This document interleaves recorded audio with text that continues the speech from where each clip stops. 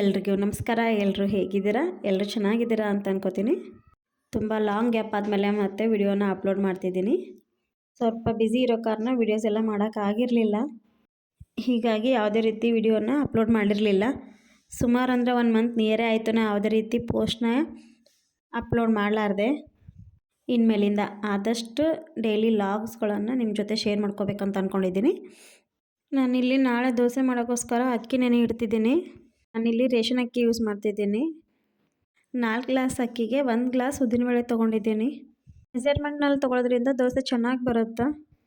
ಮತ್ತು ಅದೇ ಕಪ್ಪಲ್ಲಿ 1 ಗ್ಲಾಸ್ ಸಾಬೂದಾನಿ ಹಾಕೋತಿದ್ದೀನಿ. ಅದಕ್ಕೆ ಸ್ವಲ್ಪ ಮೆಂತ್ಯ ಮತ್ತು ಕಡಲೆಬೇಳೆ ಮಿಕ್ಸ್ ಮಾಡ್ಕೊತಿದ್ದೀನಿ. ಎಲ್ಲ ಹಾಕ್ಕೊಂಡು ಚೆನ್ನಾಗಿ ವಾಶ್ ಮಾಡ್ಕೊತಿದ್ದೀನಿ. ರೇಷನ್ ಅಕ್ಕಿ ಹಾಕಿದ್ರಿಂದ ಒಂದು 4-5 ಸಲ ಆದ್ರೂ ಚೆನ್ನಾಗಿ ವಾಶ್ ಮಾಡಬೇಕಾಗತ್ತಾ. ರೇಷನ್ ಅಕ್ಕಿ ತುಂಬ ಡಸ್ಟ್ ಅನ್ನಿಸ್ತಿರ್ತದೆ. ರೇಷನ್ ಅಕ್ಕಿ ಬೇಗ ಕ್ಲೀನ್ ಆಗೋಲ್ಲ, ಹೀಗಾಗಿ ಜಾಸ್ತಿ ಹೊತ್ತೇ ಇದನ್ನು ತೊಳ್ಕೊಬೇಕಾಗುತ್ತೆ. ಚೆನ್ನಾಗಿ ತೊಳ್ಕೊಂಡು ಅದಕ್ಕೆ ಎಷ್ಟು ಬೇಕೋ ಅಷ್ಟು ನೀರು ಹಾಕ್ಕೊಂಡು ಒಂದು ಸೈಡಿಗೆ ನಾನು ಇಲ್ಲಿ ಇದನ್ನು ಎತ್ತಿಟ್ಕೊತಿದ್ದೀನಿ. ಅಟ್ಲೀಸ್ಟ್ ಇದು 4 to 6 ಅವರ್ಸ್ ಆದರೂ ನೆನಿಬೇಕು. ನಿಮಗೆ ಟೈಮ್ ಇದ್ದರೆ ಇನ್ನೂ ಜಾಸ್ತಿ ಹೊತ್ತೇ ಬಿಡಿ, ನಡೆಯುತ್ತೆ, ಹಿಟ್ಟು ಚೆನ್ನಾಗಿ ಬರುತ್ತೆ, ಏನಾಗಲ್ಲ. ನಾನಿಲ್ಲಿ ಮಧ್ಯಾಹ್ನ ಊಟಕ್ಕೆ ರೆಡಿ ಮಾಡ್ಕೊತಾ ಇದ್ದೀನಿ. ನಾನಿಲ್ಲಿ ಮಧ್ಯಾಹ್ನ ಊಟಕ್ಕೆ ಪಾಲಕ್ ಚಪಾತಿ ಮಾಡ್ಕೋಬೇಕು ಅಂದ್ಕೊಂಡಿದ್ದೀನಿ. ಹೀಗಾಗಿ ನಾನಿಲ್ಲಿ ಮೊದಲಿಗೆ ಪಾಲಕ್ನ ಒಂದು ಮಿಕ್ಸಿಗೆ ಹಾಕ್ಕೊಂಡು ಗ್ರೈಂಡ್ ಮಾಡ್ಕೊತಿದ್ದೀನಿ. ಪಾಲಕ್ನ ರುಬ್ಕೊಂಡ್ಮೇಲೆ ಅದನ್ನು ತೊಗೊಂಡು ಗೋಧಿ ಹಿಟ್ಟು ಜೊತೆ ಕಲಿಸ್ಕೊಂಡ್ರೆ ಆಯಿತು. ನಮ್ಮ ಮನೇಲಿ ಪಾಲಕ್ ಸಬ್ಜಿ ತಿನ್ನೋಕೆ ಅಷ್ಟೊಂದು ಇಷ್ಟಪಡಲ್ಲ, ಹೀಗಾಗಿ ಈ ರೀತಿ ಮಾಡ್ತೀನಿ. ಈ ರೀತಿ ಮಾಡೋದ್ರಿಂದ ಪಾಲಕ್ ತಿಂತೀನಿ ಅಂತ ಅವ್ರಿಗೆ ಅನಿಸೋದಿಲ್ಲ, ನಮಗೂ ನ್ಯೂಟ್ರಿಷನ್ ಕೊಟ್ಟೇವಂತ ನಮಗೂ ಕೂಡ ಅನ್ನಿಸ್ತಿರ್ತದೆ. ಪಾಲಕ್ ತಿನ್ನೋದ್ರಿಂದ ತುಂಬ ಹೆಲ್ತ್ ಬೆನಿಫಿಟ್ಸ್ ಇದ್ದಾವೆ. ಕಂಟಿನ್ಯೂಸ್ ಆಗಿ ಪಾಲಕ್ ತಿನ್ನೋದ್ರಿಂದ ಹಿಮೋಗ್ಲೋಬಿನ್ ಲೆವೆಲ್ ಕೂಡ ಜಾಸ್ತಿ ಆಗುತ್ತಾ. ಈ ರೀತಿ ಮಾಡಿ ಮಕ್ಕಳು ಲಂಚ್ ಬಾಕ್ಸಿಗೆ ಕೂಡ ನಾವು ಕಳಿಸ್ಬೋದು. ನಾನಿಲ್ಲಿ ಹಿಟ್ಟಿಗೆ ಸ್ವಲ್ಪ ಆಯಿಲ್ ಹಾಕೋತಿದ್ದೀನಿ. ಇದರಿಂದ ಚಪಾತಿ ಸಾಫ್ಟಾಗಿ ಬರ್ತವೆ, ಹಿಟ್ಟು ಕೂಡ ಸಾಫ್ಟ್ ಆಗುತ್ತೆ. ಹಿಟ್ಟನ್ನ ಕಲಸಿ ಒಂದು ಸೈಡಿಗೆ ನಾನಿಲ್ಲಿ ಎತ್ತಿಟ್ಕೊತಿದ್ದೀನಿ. ಇವತ್ತು ಪಾಲಕ್ ಚಪಾತಿ ಜೊತೆ ನಾನಿಲ್ಲಿ ಹುಳಿ ಮೊಳಕೆ ಕಾಳು ಪಲ್ಯ ಮಾಡ್ಕೋಬೇಕಂತ ಅಂದ್ಕೊಂಡಿದ್ದೀನಿ. ಪಲ್ಯ ರೆಡಿ ಆಗೋ ಅಷ್ಟರಲ್ಲಿ ಹಿಟ್ಟು ನೆನೆಯುತ್ತೆ ಅಂಥೇಳಿ ಫ್ರಿಜ್ನಲ್ಲಿ ಎತ್ತಿಡ್ತಿದ್ದೀನಿ ಅದನ್ನು. ಮತ್ತು ಆವಾಗಿಂದ ನಾನು ಹಾಗೆ ಕಿಚನ್ನ ಕ್ಲೀನ್ ಮಾಡ್ಕೊತಿರ್ತೀನಿ. ಒಂದೇ ಸಲ ಅಂದರೆ ತುಂಬ ಗಲೀಜಾಗಿಬಿಡುತ್ತೆ, ಹೀಗಾಗಿ ಆವಾಗಿಂದ ಒಂದೊಂದು ಕ್ಲೀನ್ ಮಾಡ್ತಾ ಹೋದರೆ ಅಷ್ಟೊಂದೇನು ಹೆವಿ ಅನಿಸಲ್ಲ. ನ್ಯೂ ಇಯರ್ ಸ್ಟಾರ್ಟ್ ಆಗಿ ಆಲ್ರೆಡಿ 1 ಮಂತ್ ಕೂಡ ಮುಗಿಲಿಕ್ಕೆ ಬಂತು. ತುಂಬ ಜನ ನ್ಯೂ ಇಯರ್ದಿಂದ ತುಂಬ ಚೇಂಜಸ್ ಮಾಡ್ಕೋಬೇಕು ಅಂದ್ಕೊಂಡಿರ್ತೀರ ನಿಮ್ಮ ಲೈಫಲ್ಲಿ. ತುಂಬ ಜನರು ನ್ಯೂ ಇಯರ್ಗೆ ನ್ಯೂ ಗೋಲ್ ಕೂಡ ಇಟ್ಕೊಂಡಿರ್ತೀರ. ಆಲ್ರೆಡಿ ಸ್ವಲ್ಪ ಜನ ಸ್ಟಾರ್ಟ್ ಮಾಡ್ಕೊಂಡಿರ್ಬೋದು, ಬಟ್ ಇನ್ನೂ ಸ್ವಲ್ಪ ಜನ ಸ್ಟಾರ್ಟ್ ಮಾಡ್ಕೊಳ್ಳೋದೇನೂ ಇರ್ಬೋದು. ನಂತರ ಯಾರು ಇನ್ನೂ ಸ್ಟಾರ್ಟ್ ಮಾಡ್ಕೊಂಡಿಲ್ಲ, ಸ್ಟಾರ್ಟ್ ಮಾಡ್ಕೋಬೇಕಂತ ಅನ್ನೋವರು ಇವಾಗಲಿಂದನೇ ಸ್ಟಾರ್ಟ್ ಮಾಡ್ಕೊಳ್ಳಿ. ಇನ್ನೂ ಒಂದು ಟೈಮ್ ತುಂಬ ಇದೆ. ಇವಾಗ ಕಂಪ್ಲೀಟ್ ಆಗಿರೋದು 1 ಮಂತ್ ಮಾತ್ರ, ಇನ್ನೂ ನಮಗೆ 11 ಮಂತ್ಸ್ ಇದೆ. ನಾವೇನು ಅನ್ಕೋತೀವಿ ಅದೆಲ್ಲ ಮಾಡ್ಬೋದು. ನಾನು ಕೂಡ ಇವಾಗಲಿಂದ ಸ್ಟಾರ್ಟ್ ಮಾಡ್ಕೋತಿದ್ದೀನಿ. ತುಂಬ ಲೇಟ್ ಅಂತ ಅನ್ನಿಸ್ತು ಗೊತ್ತು, ಆದರೂ ಇನ್ನೂ ಟೈಮ್ ಇದೆ ಅಲ್ವಾ, ಸ್ಟಾರ್ಟ್ ಮಾಡಿದರೆ ಆಯ್ತು ಅಂತ ಹೇಳಿ ಸ್ಟಾರ್ಟ್ ಮಾಡ್ಕೋತಿದ್ದೀನಿ.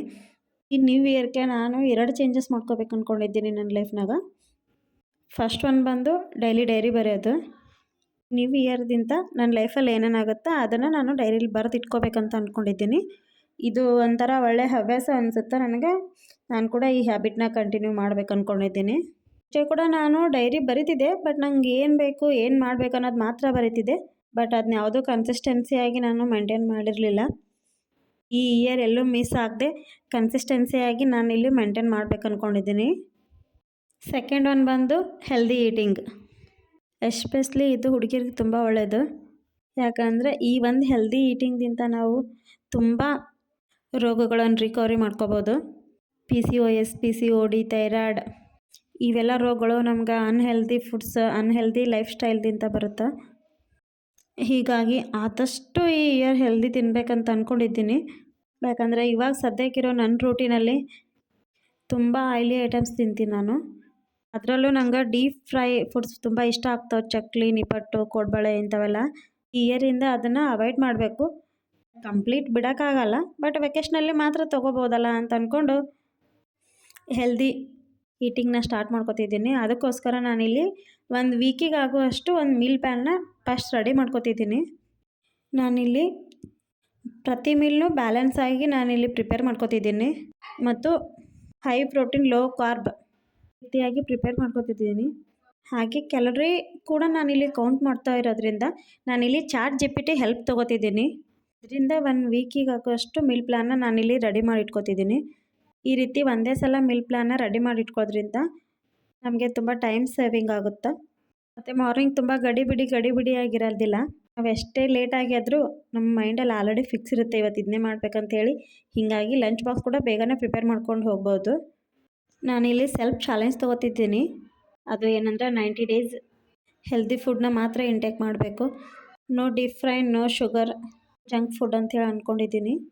90 ಡೇಸ್ ನಾ ಯಾವ್ಯಾವ ಥರ ಮೀಲ್ ಪ್ರಿಪೇರ್ ಮಾಡ್ಕೋತೀನಿ ಮತ್ತು ನಾನು ಏನು ಇಂಟೇಕ್ ಮಾಡ್ತೀನಿ ಅಂಥೇಳಿ ನಿಮ್ಮ ಜೊತೆ ಪ್ರತಿದಿನ ಡೈಲಿ ಲಾಗ್ಸ್ನಲ್ಲಿ ನಾನು ಶೇರ್ ಮಾಡ್ಕೋತೀನಿ. ಇನ್ಮೇಲಿಂದ ಆದಷ್ಟು ನಾನು ಡೈಲಿ ಲಾಗ್ಸ್ಗಳನ್ನು ಅಪ್ಲೋಡ್ ಮಾಡೋಕ್ಕೆ ಟ್ರೈ ಮಾಡ್ತೀನಿ. ಹಾಗೆ ನನ್ನ ರೂಟೀನ್ ಕೂಡ ನಾನು ನಿಮ್ಮ ಜೊತೆ ಶೇರ್ ಮಾಡ್ಕೋತೀನಿ.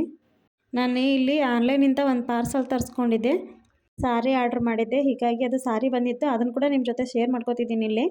ಇದು ಕಂಪ್ಲೀಟ್ ಕ್ರೇಪ್ ಮೈಸೂರು ಸಿಲ್ಕ್ ಸಾರಿ. ಇವಾಗ ಟ್ರೆಂಡಿಂಗ್ನಲ್ಲಿರೋದು ಸ್ಮಾಲ್ ಬಾರ್ಡ್ರ್ ಇರೋದು. ಈ ಥರ ಸಾರಿ ಪ್ರೇಮ ಕಾವ್ಯಲ್ಲಿ ಜಾಸ್ತಿ ಹಾಕೋತಾರೆ.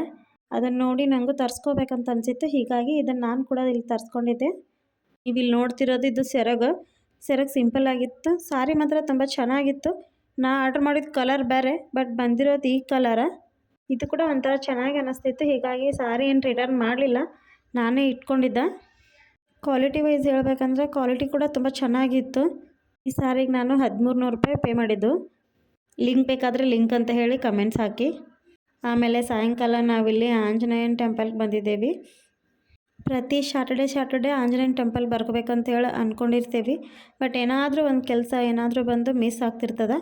ಆದಷ್ಟು ಸ್ಯಾಟರ್ಡೆ ಬರ್ಲಿಕ್ಕೆ ನಾವು ಟ್ರೈ ಮಾಡ್ತಿದ್ದೇವೆ. ನ್ಯೂ ಇಯರಿಂದ ಜಾಸ್ತಿ ಮಿಸ್ ಆಗಬಾರ್ದು. ಎಷ್ಟೇ ನಾವು ಬಿಜಿ ಸ್ಕೆಡ್ಯೂಲ್ದಿಂದ ಬಂದ್ರೂ ಆಂಜನೇಯನ ಟೆಂಪಲ್ಗೆ ಹೋಗಿ ಬರಬೇಕಂತ ಅಂದ್ಕೊಂಡಿದ್ದೇವೆ.